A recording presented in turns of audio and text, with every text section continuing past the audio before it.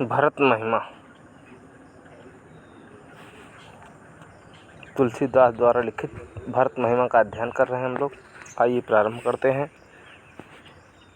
सकल स्नेह शिथिल रघुबर के, गए कोस दुई दिनकर ढर के।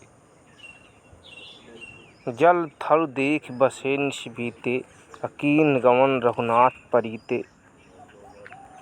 वहाँ राम रजनी अवशेषा, आगे सियहि सपन अस देखा। सहित समाज भरत जनु आए, नाथ वियोग ताप तंताए। सकल मलिन मन दीन दुखारी, देखी सास आन अनुहारी। सुन सिय सपन भरे जल लोचन, भये सोच बस सोच विमोचन। लखन सपन यह नीक न होई, कठिन कुचाह सुनाई है कोई। अस कहीं बंधु समेत नहाने, पूज पुरार साधु सन्माने।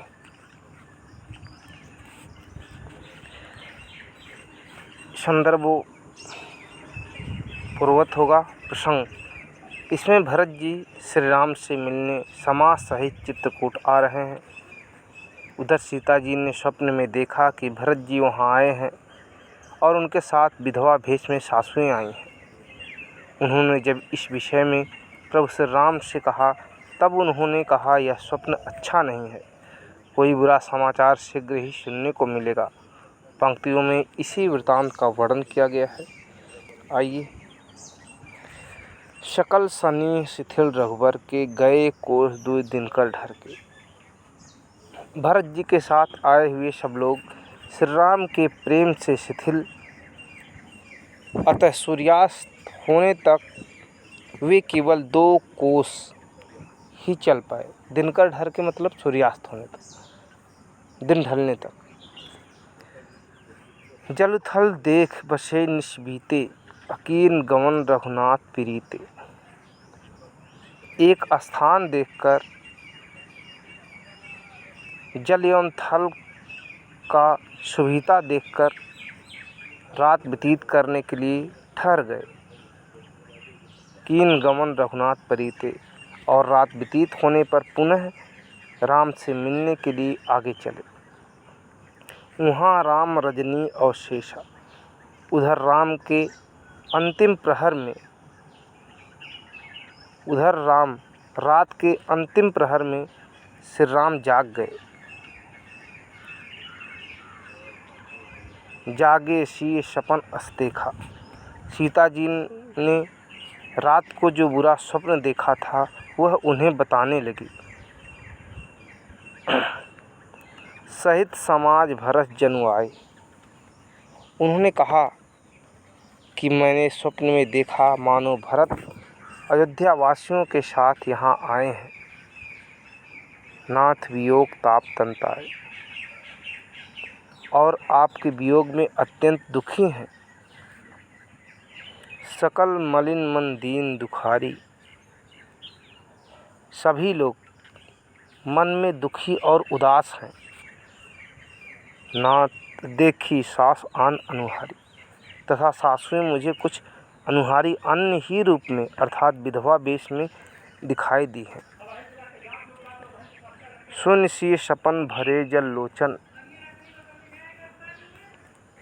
सीता जी के स्वप्न को सुनकर अनहोनी की आशा में भय सोच बस सोच विमोचन, तथा भरत के प्रति चिंतित होकर राम सोच में पड़ गए। सबको सोच से विमुक्त कर देने वाले राम स्वयं शोक के वशीभूत हो गए। लखन सपन यह नीक न होई, कठिन कुचाह सुनई है कोई।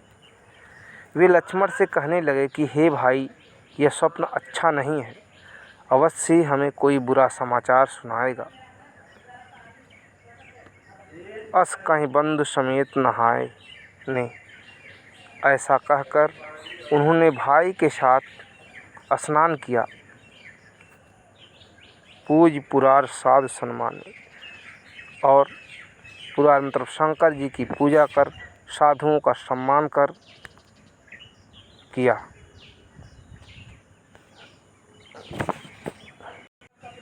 छंद है। सम्मान सुर मुनि बंद बैठे, उतर दिस देखत भय नभधूरि खग मृग भूरि भागे बिकल प्रभु आश्रम गए।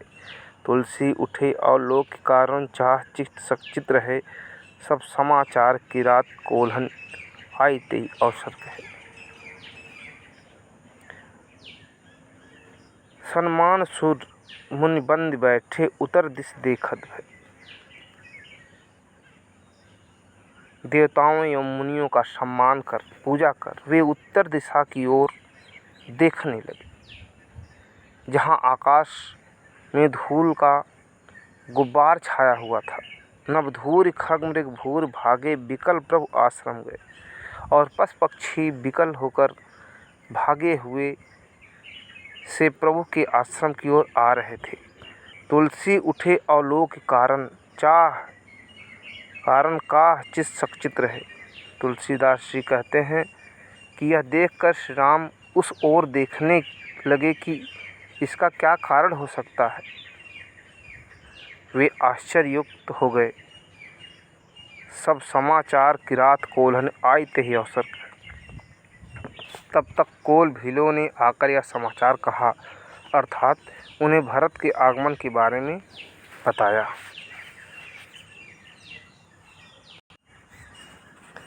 भरथई होइन राजमद विधि हरि हर पद पाए। कबहु की काजी सीकरन क्षीर सिंधु बिनसाए। भरथई होइन राजमद,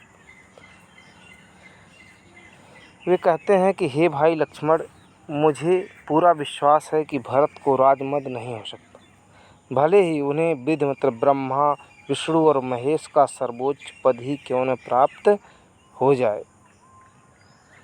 राम कहने लगे कि मुझे भरत पर पूरा विश्वास है। वे उन लोगों में नहीं हैं जिन्हें पद मिलने पर अभिमान हो जाता है। कबहु काजी सीकरन क्षीर सिंधु बिनसाए, कहते हैं भला बताओ कि खटाई की कुछ बूंदें क्या क्षीर सागर को नष्ट कर सकती हैं। भाव यह है कि अयोध्या का राज्य तो भरत के लिए एक तुच्छ वस्तु है। इस तुच्छ राज को पाकर भरत जैसे महान एवं सात्विक चरित्र वाले व्यक्ति में अहंकार जैसे दुर्गुण उत्पन्न नहीं हो सकते। इसलिए तुम्हें भरत के संबंध में अपनी सभी आकांक्षाओं को निर्मूल कर देना चाहिए। आगे, तिमिर तरुण तरनिहि मकु गिलई गगन मगन मकु मेघहि मिलई। गोपद जल बूढ़हि गठजोनि असहज क्षमा बरुछाड़ै छोनि। मशक फोक मक मेर उड़ाई होइन नृप मद भरथहि भाई। लखन तुम्हार शपथ पितु आना सुच सुबंद नहीं भरत समाना। अशगुन खीर अवगुन जलताता मिलई रचै परपंच विधाता। भरत हंस रविवंश तड़ागा जन्म कीन गुण दोष विभागा। गहि गुण पै तज अवगुण बारी अनिज जस जगत कीन्ह उजियारी। कहत भरत गुणशील स्वभाव प्रेम पयोध मगन रघुराई। तरुण तिमिर तरुण तरनिहि मकु गिलई। श्री राम लक्ष्मण को संबोधित करते हुए भरत के बारे में अपने विचार व्यक्त करते हुए कहने लगे कि हे भाई लक्ष्मण, तुम्हारी आकांक्षा निर्मूल है। भरत को राजमद कभी नहीं हो सकता, भले ही असंभव कार्य संभव हो जाए। वे कहते हैं कि तिमिर तरुण तरनिहि मकु गिलई, भले ही अंधकार दोपहर के सूर्य को निगल ले। गगन मगन मघु मेघहि गिलई, गगन मगन मकु मेघहि मिलई, आकाश बादलों में विलीन हो जाए। गोपद जल बूढ़हि घटजोनि, भले ही गाय के खूर से बने गड्ढे में समुद्र को पी जाने वाले अगस्त्य मुनि भी डूब जाएं। सहज क्षमा बरुछाड़ै छोनि,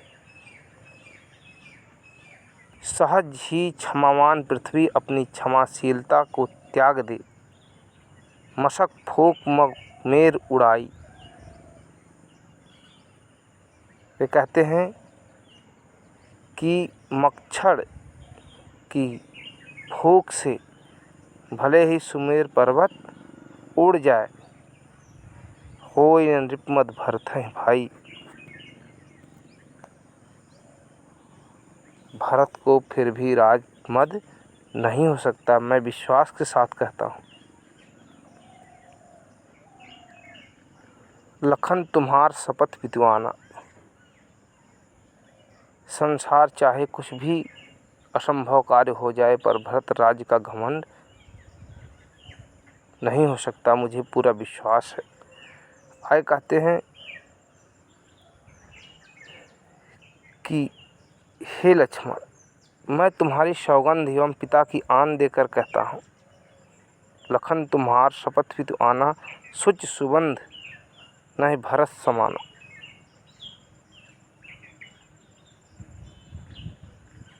कि भरत जैसा अच्छा भाई जगत में मिल पाना संभव नहीं है। असगुन खीर अवगुण जल ताता, सगुन खीर अवगुण जल ताता, अमिलई रचय परपंच विधाता।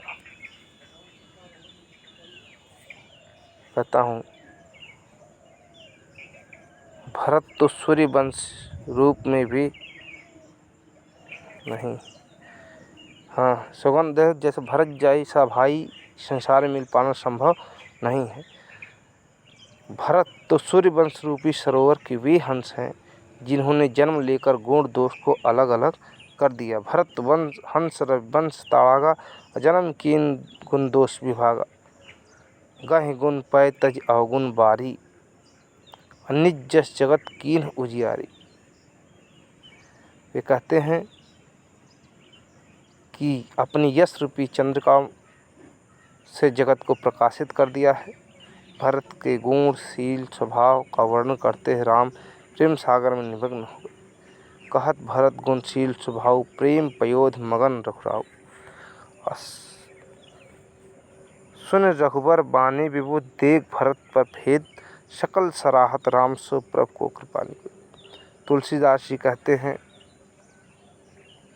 कि राम की इस पवित्र वाणी को सुनकर, भरत पर उनका स्नेह देखकर देवगण राम की सराहना करते हुए कहने लगे कि प्रभु राम के समान कृपा का भंडार भरा और कौन हो सकता है। आज के लिए इतना ही बस।